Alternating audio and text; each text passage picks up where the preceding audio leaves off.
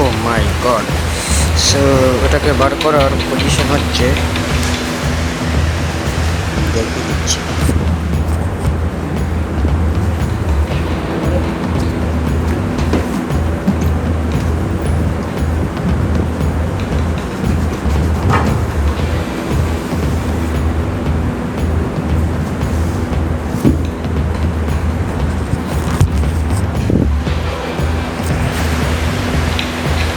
এটাকে ধরে উল্টে দিলে এটা বেরিয়ে যাবে।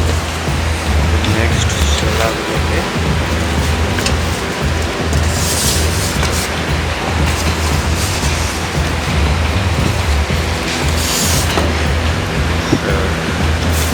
ক্যাবিনেট আমার বেরিয়ে গেছে। এবার ক্যাবিনেটটাকে আমি বার করবো। সো এটা ক্যাবিনেটের পেছনের দিক।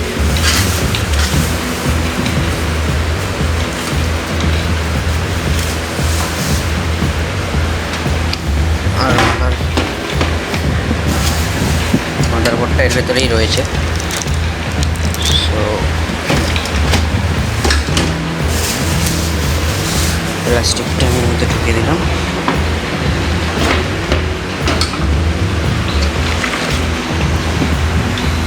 ক্যাবিনেটটা দেখতে অনেকটা এরকম, জিব্রনিক্স অ্যাডোভার। সো এবার আমি ক্যাবিনেটের উপরের অপশনটাকে খুলছি।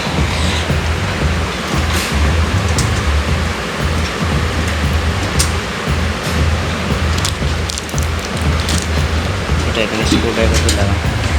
খোলার পরে এটাকে হালকা একটু ঠেললে এটা খুলে যাবে। ওকে, ক্যাবিনেটটা খুলে গেল। নাও bill. Okay, billটাকে রাইট সাইডে। Next H11M motherboard, Gigabyte motherboard. Okay, so Gigabyte Ultra H11M LG 1151 সকেটের। ওকে, এখানে সমস্ত ডিটেলস দেওয়াই আছে ইন্টেলের। সো ওটাকে এবার আমরা খুলবো। সো সিলটা ব্রেক করা হয়ে গেছে। Now it's time to, this is the two SATA cable, this is the front panel,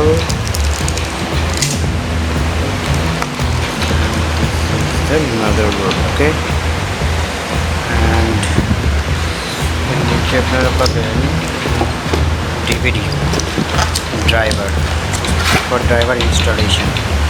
Okay, so one DVD for driver installation.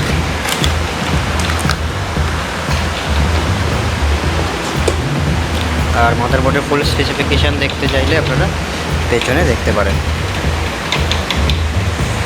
So সকাল হয়ে যাবে যদি শুরু করি বোঝানো। এটাকে একটা সাইডে cabinet, we have a good cabinet over here.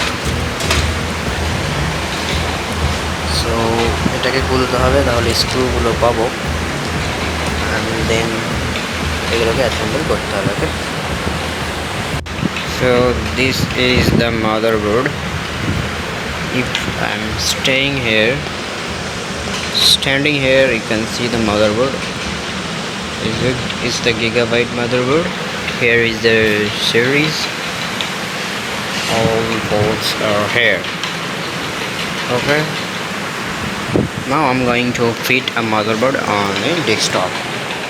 কিভাবে বুঝবো যে প্রসেসরটি কোন জেনারেশন? সো তার জন্য প্রসেসরটি আমার দেখতে পাচ্ছেন আমার হাতেই নেওয়া আছে।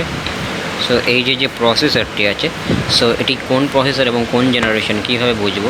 তো তার জন্য আপনাকে এই প্রসেসরের এই উপরের পোর্শনটা দেখতে পাচ্ছেন, এটাকে হাতে নিতে হবে। তো এখানে দেখতে পাচ্ছেন এটি ইন্টেলের processor, Intel core i3, and i3-র পর দেখতে পাচ্ছেন একটি নাম্বার আছে যেটা 61006 দিয়ে শুরু হচ্ছে। সো প্রথম যে অক্টেটটা আছে, অ্যালফাবেটটা আছে, মানে সংখ্যাটা আছে, এটাই এর জেনারেশন নির্ধারণ করে। ঠিক আছে, তো এটা হচ্ছে 6, মানে হচ্ছে 6 জেনারেশন। তারপর আপনি দেখতে পাচ্ছেন 70 GHz, 3.70 GHz, এটা হচ্ছে স্পিড, আবার স্পিড। সো এইগুলো আপনি এখানে ওপরেই দেখতে পাবেন। সো কোন জেনারেশন আপনি এইভাবে বুঝতে পারবেন প্রসেসরটি হাতে নিয়ে। আর এটা LGA প্রসেসর, ইন্টেলের i3 6th জেনারেশন। ওকে, সো এইভাবে আমরা প্রসেসরকে চিনব। So here is a screw for all the components connecting. So এখানে সব কানেক্ট করা স্ক্রু আছে। সো স্ক্রুগুলোকে এখানে motherboard, SMPS and hard disk লাগানো স্ক্রু আছে।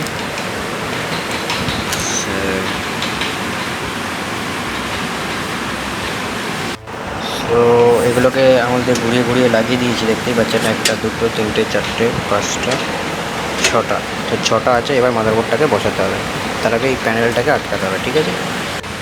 সো প্রসেসর আমি লাগিয়ে দিয়েছি এখানে মাদারবোর্ডে। না, উপরের ফ্যানটাকে লাগাতে হবে, এই যে ফ্যানটা। সো এই ফ্যানটাকে এবার লাগিয়ে দেবো এর উপরে। Is the fan in my hand. So this is a DC 12 volt made by French fan. So I'm going to stand this fan on this motherboard, generally on the processor. So keep watching, okay. আমি এখানে SMPSটাকে লাগিয়ে দিয়েছি, যে দেখতে পাচ্ছেন SMPS এর cable. So এই যে SMPSটাকে এখানে ফিট করে দিয়েছি 4টে স্ক্রু দিয়ে। আর মাদারবোর্ডটাকেও আমি ফিটিংস করে দিয়েছি স্ক্রু লাগিয়ে। সো এবার আমি হার্ড ডিস্কটাকে, এই যে হার্ড ডিস্কটাকে অ্যাটাচ করবো। হার্ড ডিস্কটাকে তোশিবার হার্ড ডিস্ক আছে, সো এটাকে অ্যাটাচ করবো। দেন 1 TB হার্ড ডিস্ক আছে এটা। দেন র্যামটাকে আমি স্লটে লাগিয়ে দেবো। সো র্যামটা আছে 4 GB, ওকে, 4 GB এটা র্যাম আছে DDR4। অ্যাসেম্বল হয়ে যাওয়ার পর আমি এই ল্যাপটপটা নিয়ে এসেছি টেস্ট করব ডিসপ্লে আসছে কি না। তো তার আগে যত এখানে কানেকশান আছে সব কিছু কানেকশান করে ফেলবো, দেন আপনাদেরকে দেখাবো, ওকে।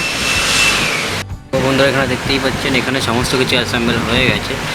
আর এখানে মনিটর হয়েছে, সো দেখুন ডিসপ্লে চলে এসছে। আর প্লিজ ওয়েট, মানে এখানে উইন্ডোজ 10 এটাতে আছে। So everything is good. আর এখানে আপনারা দেখতে পাচ্ছেন সমস্ত কানেকশন করা হয়েছে। সো আপনাদের যদি full step by step video দরকার হয় তাহলে অবশ্যই বলবেন। দোস্ত এখানে আরেকটা কাজ বাকি থেকে গেছিলো, সেটা হচ্ছে রাইটার। সো হ্যাঁ, এটাতে রাইটারও লাগাবো। রাইটারের পোর্শনটা হচ্ছে এইটা, রাইটারটা কোথায় লাগাবো, ডিভিডি রাইটার। দেন ড্রাইভার ইনস্টল করলেই রেডি।